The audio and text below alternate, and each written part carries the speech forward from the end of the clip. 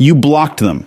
You stopped texting. You went completely silent. And somewhere in the back of your mind, you expected them to chase you. But they didn't, at least not right away. And now you're sitting there wondering if you made a mistake. If maybe the avoidant really just doesn't care. If maybe you never mattered at all. Stop right there. Because what I'm about to tell you is going to completely flip everything you thought you knew about how an avoidant processes your absence. This isn't what you think. This is so much more complicated, so much darker, and honestly so much more revealing about who they really are. Here's what most people miss. When you go no contact with an avoidant, you are not punishing someone who feels nothing. You are triggering one of the most complex psychological sequences a human being can experience. And most people never get to see it because they break first. They reach out, they send the text, they apologize, and in doing that, they interrupt the entire process before it ever has a chance to finish. So, if you are currently in no contact with an avoidant, or you're thinking about it, or you already broke it, and you're trying to understand what just happened, stay with me. Because this video is going to walk you through every single phase of what happens inside an avoidant's mind when you fully stop contacting them, phase by phase, layer by layer. And by the end, you are going to understand avoidance better than most therapists explain them.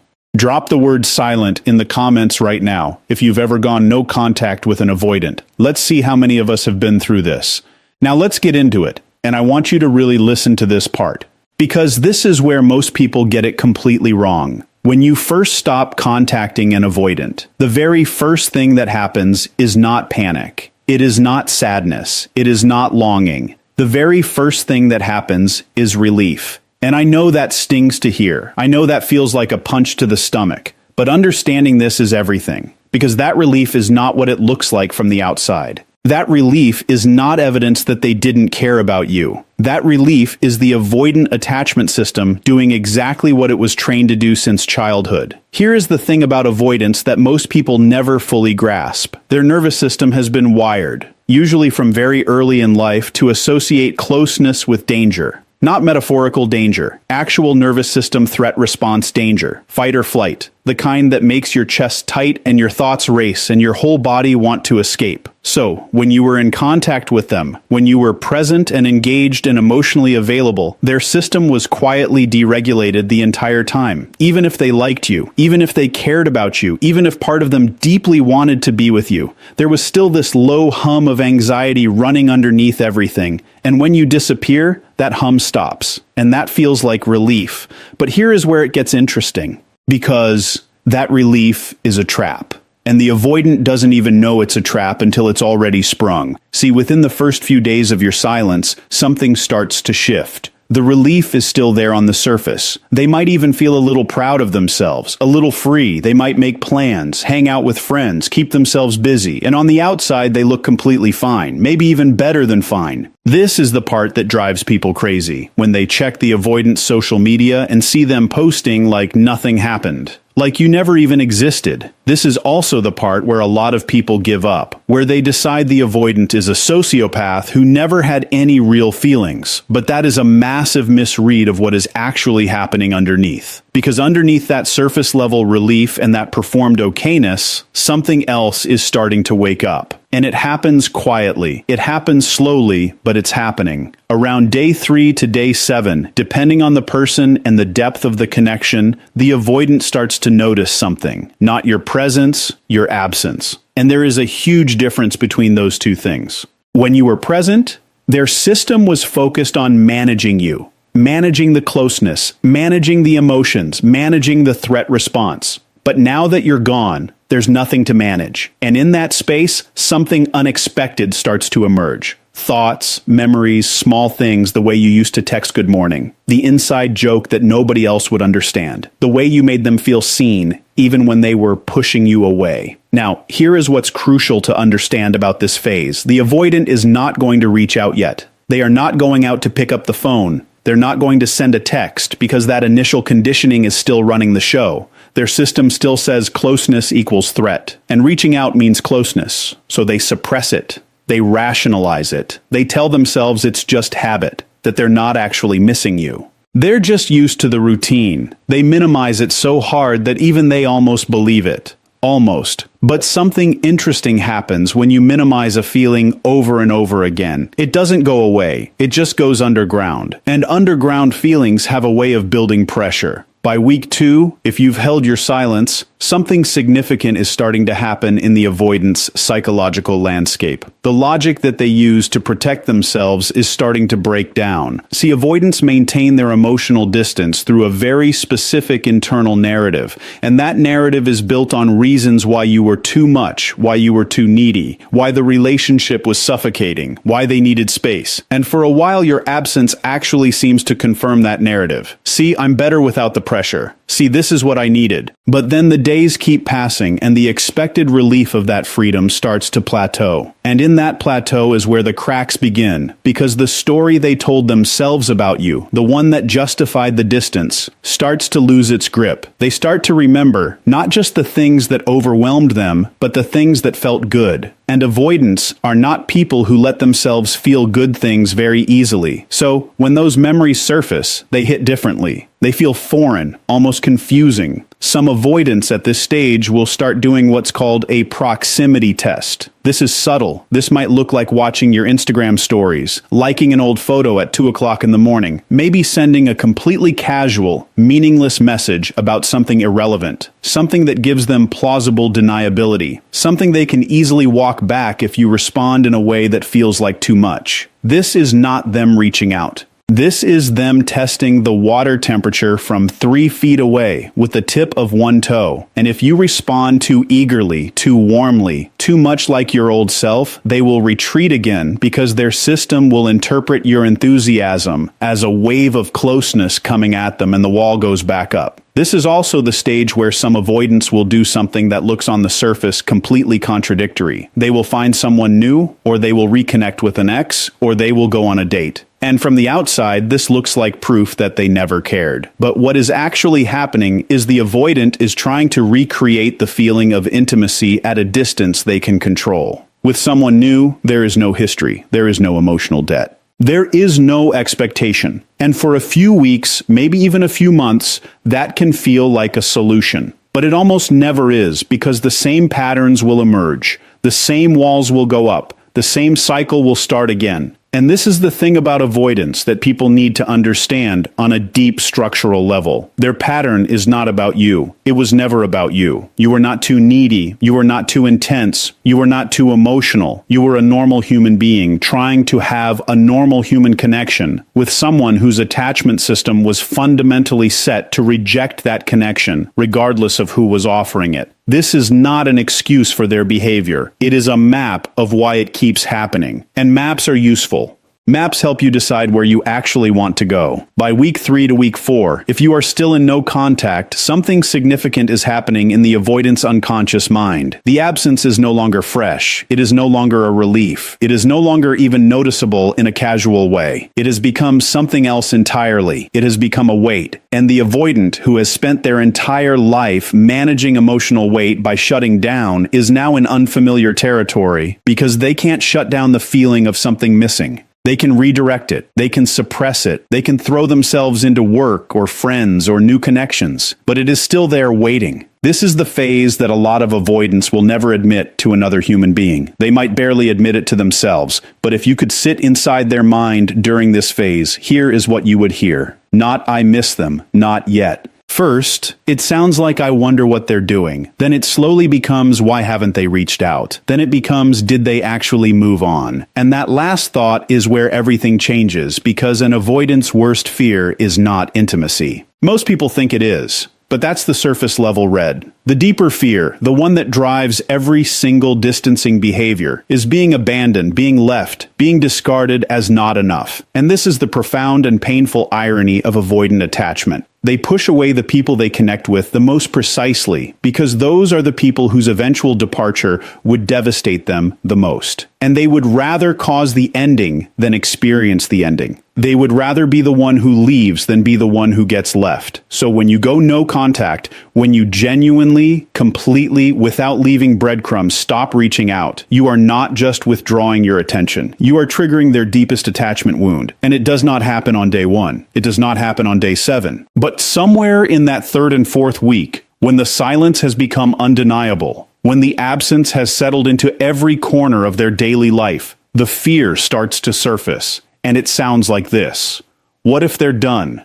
What if I push too far this time? What if they actually found someone who makes them happy? What if I actually lost something real? And now, for the first time, the avoidant is experiencing something they spent their entire emotional life trying to avoid, longing that they cannot rationalize away. This does not automatically mean they will reach out. This is important because the avoidant is still fighting their own system. They are still telling themselves they are fine. They are still performing okayness even to themselves, but the performance is getting harder to maintain. And cracks in a performance have a way of growing. Some avoidants at this stage will talk to friends about you without fully admitting why. They'll bring you up casually, say your name like it's nothing. Ask a mutual friend how you're doing with this vague offhand tone that they think sounds indifferent, but actually sounds like someone trying very hard not to sound like they care. Some avoidants will drive past places you used to go together. Not intentionally, or at least that's what they tell themselves. They'll listen to a song you played once and let themselves feel something for exactly 30 seconds before they change it. They'll start a text to you 3 times and delete it every time. Not because they don't want to send it, because they are terrified of what it means if they do.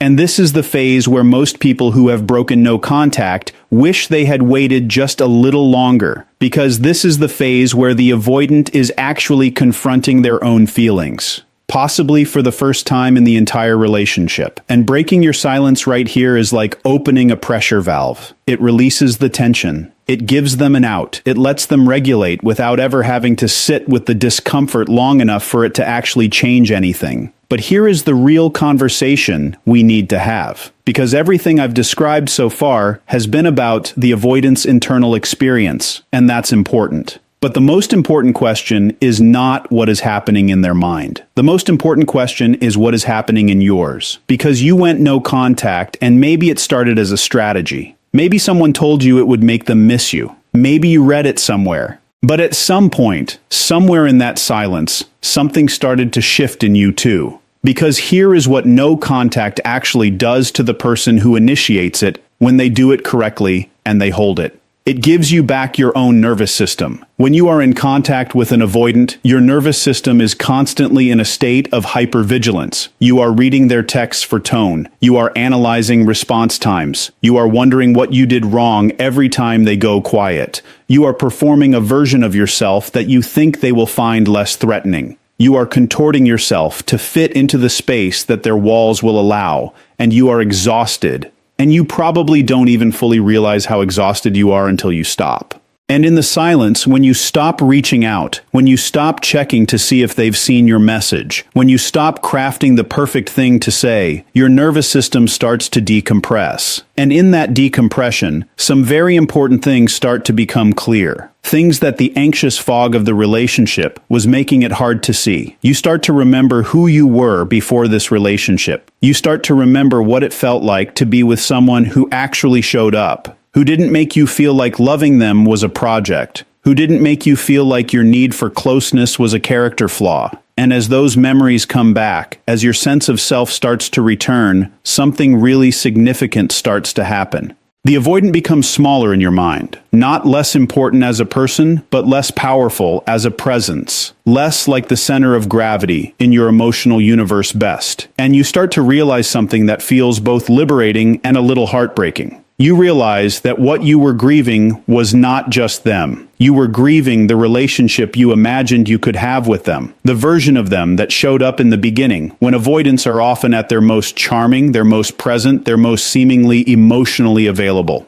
Before the walls went back up, before the distancing started, before you found yourself constantly wondering what you did wrong. You were in love with the possibility, and that is a very specific kind of grief, and it deserves to be named as such. Now, I want to go back to the avoidant mind for a moment because we've been talking about weeks 3 and 4, but what happens further down the line if you genuinely maintain the silence? Here is what typically happens, and I say typically because avoidants are not a monolith. There are different subtypes, different levels of avoidance, different degrees of self-awareness, but in general, here is the pattern. If you've held no contact for 5 or 6 weeks or longer, the avoidant has now entered a phase where your absence has been integrated into their daily life. It's not fresh anymore. It's become the new normal, and depending on the avoidant, this can go one of two ways. The first possibility is deactivation. This is where the avoidant system fully shuts down the connection, buries the feelings, and moves forward, as if the relationship never had the weight it did. They don't reach out. They don't re-engage. They find ways to avoid confronting the loss directly, and on the outside, they appear to have moved on completely. And here is the painful truth about this outcome. It does not mean the connection wasn't real. It means the avoidance coping strategy is so deeply embedded that even a genuine loss gets processed through the lens of emotional shutdown. Some avoidants will carry the ghost of meaningful connections for years, sometimes decades, without ever doing the work to understand what those connections meant and why they lost them. The second possibility, the one that people are usually hoping for when they go no contact, is breakthrough. This is rarer, but it happens. And it happens more often when the relationship had genuine depth, when the avoidant has some level of self-awareness, and when your absence forces a confrontation with their own patterns that they simply cannot avoid. In this case, the avoidant reaches out. But here is what you need to understand about this outreach. It is not the beginning of healing. It is the beginning of a conversation that could lead to healing, if and only if the avoidant is willing to do the actual internal work that healing requires. Because an avoidant reaching out after no contact does not mean they have suddenly become securely attached. It means they have become uncomfortable enough with your absence that their longing has temporarily overpowered their fear, and fear has a way of coming back, especially when closeness starts to feel real again. So if an avoidant reaches out after you've gone no contact, the most important thing you can do is not go back to the old dynamic. Do not immediately restore the previous level of contact. Do not perform excitement or relief or gratitude that they came back. Because those responses, as human and understandable as they are, will trigger the same cycle all over again. They feel your warmth and closeness coming at them. Their system registers threat. The wall goes back up, and you are right back where you started. What does actually work, if you want to explore re-engagement with an avoidant who has reached out, is calm, measured, unhurried. You respond with warmth but without urgency. You show that you are okay, that your world did not stop when they went quiet, that you are not desperate for their presence, even if part of you has missed them. Because to an avoidant, a person who seems grounded and self-sufficient and not needy is far less threatening than someone whose emotional well-being seems contingent on the avoidant's behavior. And only from that position of mutual groundedness can anything real actually begin. But in this is the part I really want you to sit with. Returning to an ain is not the point of no contact. No contact is not a manipulation tactic, or at least it should not be. Because when you use no contact as a strategy to win back an avoidant, you are playing a game with your own heart as the stakes, and the house always wins that game. No contact, when done with clarity and intention, is about you. It is about giving yourself the space to understand what this relationship actually was. Not what you hoped it would be, not what it looked like in the beginning, not what it could become if they just changed. What it actually was. And from that place of honest clarity, you can make a real decision, not an anxious decision. Not a decision driven by the fear of losing them. A decision driven by what you actually need and deserve in a relationship. Because you deserve someone who chooses you without being coerced into it. You deserve someone whose closeness doesn't require you to shrink yourself. You deserve someone who, when they feel afraid, turns toward you instead of away from you. Not because fear doesn't exist in healthy relationships, but because in a securely attached dynamic, two people face the fear together. They don't use each other as the source of the fear. And here is the thing about avoidance that is easy to forget when you're in the thick of it. When you're checking your phone every 10 minutes and analyzing every interaction and wondering what you could have done differently. Avoidants are not broken. They are not bad people. Most of them are deeply feeling, deeply intelligent people who learned very early in life that their feelings were too much or not wanted or dangerous to express. And they built an entire personality around protecting themselves from that vulnerability. And that system served them. It kept them safe at a time when they genuinely needed protection. But that system, that beautiful, exhausting, self-protecting system, is running in an adult context that it was never designed for. And it cost them. It cost them connection. It cost them depth. It cost them the very relationships that could actually heal the original wound. If only they could stay present long enough to let the healing happen. So when you step back, when you go silent, when you stop trying to fix them or reach them or prove to them that closeness is safe, you are not abandoning them. You are doing the only thing you can do. You are respecting the truth that you cannot love someone into healing. They have to choose it, and they can only choose it when the consequence of not choosing it becomes more real than the fear of what choosing it will cost them. Some avoidants will never make that choice, and that is not a reflection of your worth. That is a reflection of how deep the wound goes and how much work their healing requires. Some avoidants will make that choice, but only after significant time, and often only after real therapeutic work or a crisis that cracks their system open in a way that they can no longer ignore. And some avoidants, a smaller number, will surprise you, will do the work, will reach back, will come with more honesty than you expected, and will show you slowly and imperfectly that change is possible. But none of that is yours to control. And the sooner you truly understand that, not just intellectually, but in your body, in your nervous system, in the part of you that keeps reaching for your phone to check if they've responded, the sooner you can stop living your life in the waiting room of someone else's healing. Your job is not to wait for them to become who you need them to be. Your job is to become so clear on who you are and what you deserve that the only relationships you invite in are the ones that can actually meet you there. And if you've been in no contact with an avoidant, or you're just ending a confusing and painful relationship with someone who could never seem to let you all the way in, I want you to hear this. The silence you're sitting in right now is not emptiness. It is space. And space is where you remember yourself. Space is where you stop managing their emotions long enough to feel your own. Space is where you stop asking what is wrong with me and start asking what do I actually want. And what you want matters. It always did. Even when you were in a relationship with someone who made you feel like